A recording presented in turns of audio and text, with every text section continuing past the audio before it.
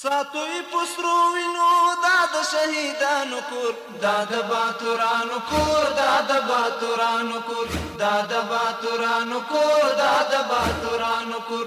ساتوی پسرو وینو دا د شهیدانو کور، دا د باتورانو کور، دا د باتورانو کور، دا د باتورانو کور، دا د باتورانو کور. د لوی څښتن تعالی په نامه سلامونه ستړي مسئ د بلخ ملي تلویزیون قدرمنو لیدونکو د دې مهال خبرونو ته زه عبدالرحمن عاطف هرکلی کوم. د بلخ ولایت مرستیال والي د کانونو او صنایعو خونې له رئیس سره یو ځای په دغه ښار کې د بوټانو او څپلیو له 5 کارخونو څخه لیدنه وکړه. نوموړي د دغې لیدنې پر مهال وویل چې اسلامي امارت له صنعتکارانو د ملاتړ او دوی ته د هر ډول اسانتیاو رامنځته کولو په برخه کې ژمن دی. د بلخ مرستیال والي له یو شمېر نورو مسؤلینو سره یو ځای د څپلیو او بوټانو له ځینو تولیدي کارخونو څخه لیدنه وکړه. د دغې لیدنې پر مهال مسؤلینو د صنعتکارانو له هڅو څخه ستاینه وکړه او دوی ته د هر ډول ملاتړ ډاډ ورکړ. مرستیال والي وویل چې د اسلامي امارت رهبري هوډ لري څو د ټولنیزو او اقتصادي ستونزو د حل او د اسانتیاو په رامنځته کولو سره د کورني صنعت پراختیا ته زمینه برابره کړي. ما وعده دادم که به اونها حمایت میکنم، بعد حمایت کرده شود. واقعا ما صنعتکارا کسا ما میگیم حمایت قوی کرده شود. انشالله امارات اسلامی دی متوجه هست و حمایت کرده زمینه وعده داده، انشالله برایشان زمینه داده میشه. ما یه بای خوش هستیم که در داخل کشور ما صنعتکارش بیاین سرمایه گذاری بکنه، به مردم کار یاب شود و مردم شغل یاب شود، داخل تولیدات داخلی شود. له بلې خوا د بلخ ولایت د کانونو او صنایعو خونې رئیس د صنعتکارانو د ستونزو په راکمولو کې دغه اقدام ډېر اغېزمن وباله او په یاد ولایت کې د صنعتکارانو له فعالیتونو څخه ستاینه وکړه. 5 فابریکی که در بخش پاپوش ما داریم که از این نگاه پاپوش ما شما در افغانستان خودکفا شدیم و انشالله تعالی که در آینده در بسیار بخشای دیگه هم خودکفا میشیم.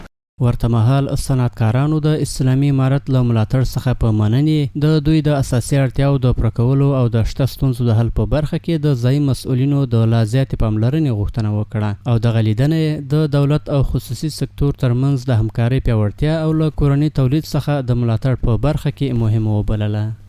مشکلات تونده ما در بخش پاپوش ما کمبود برق زیاد داریم، برق نداریم. اکثر ماشینای ما شما قبلا آمدین در فابریکا دیدن کردین، اکثر ماشینای ما گل است. بعضی ماشینا را ما شو چالان میکنیم و بعضی به خاطر نبود برق. اگر مکمل ماشینا ما چالان شود حدود تقریبا از 100 نفر بالا کارگر در فابریکا ما و صاحب کار میشه. یک 3-4 مشکل بسیار جدی داریم. یکی اول مشکل ما همین جنسای که وارد میشه از خارج از کشور طرفای کمی بالا بره، چون ارزش پولی از اونا پایین است. ما که هر چی دیگه تولید میکنیم برای موضوع که بلندتر تمام میشه، اونا رقابت‌های ناسالم میکنه. یکی اون موضوع دیگه موضوع زمین از جای ما خیلی قید است. د یادونې وړ ده چې د بلخ ولایت مقام رهبري د اماراتي ادارو له ځینو نورو مسؤلینو سره یو ځای د صنعتکارانو د ستونزو د حل، دوی ته د اسانتیاو رامنځته کولو او د سوداګرۍ د پراختیا په موخه په میاشت کې 2 ځلې په دغه ولایت کې له تولیدي کارخونو څخه لیدنه او څارنه کوي. د بلخ ولایت د شورتیپې ولسوالۍ خلکو د آمو سیند د اوبو د څپو په ترڅ کې د دوی د کورونو، سړکونو او د کرنیزو ځمکو د ویجاړېدو له امله د پرلهپسې شکایتونو وروسته د دغې ولسوالۍ مسؤلینو یا د موضوع د بلخ ولایت له محترم مقام سره شریکه کړه چې په تړاو یې ځینې اقدامات تر لاس لاندې ونیول شول. د بلخ ولایت د شورتیپې ولسوالۍ اوسیدونکو د آمو سیند د څپو له امله دوی ته د اوښتو زیانونو په تړاو د پرلهپسې شکایتونو وروسته د بلخ ولایت مقام د دغه ولایت د اقتصاد ریاست ته سپارښتنه وکړه څو له یو شمېر همکارو مؤسسو او دفترونو سره په ګډه د دغې ولسوالۍ د خلکو یادو ستونزو ته رسېدنه وکړي.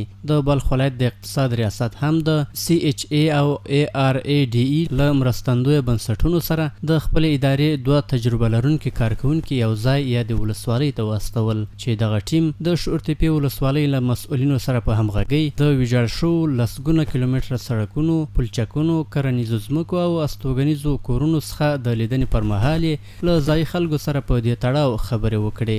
د سیمې اوسیدونکو د ویجاړ شوو سړکونو د بیا رغونې، بې ځایه شوو کورنیو ته د خوراکي توکو او خیمو ویش او د هغو کسانو لپاره چې ځمکې د یادو څپو له امله له منځه تللي د کرنیزو ځمکو ویش په برخه کې د جدي همکارۍ غوښتنه وکړه. د اقتصاد ریاست دغه موضوع له یو شمېر مرستندویو بنسټونو او همکارو دفترونو سره شریکه کړه چې په دې برخه کې جدي هڅې لا هم دوام لري. د مزار شریف ښار د لومړۍ ناحیې امیر د یادې ناحیې په کچه د څو پراختیایي پروژو له پیل او پلي کېدو څخه خبر ورکوي او زیاتوي چې د مزار شریف ښاروالۍ د ښاري زیربناو د پراختیا، د چاپیریالي وضعیت د ښه والي او د ټولنیزو ستونزو د حل په موخه 3 عملمنفیه پروژې پلي کړي او 3 نورې پروژې تر کار لاندې دي.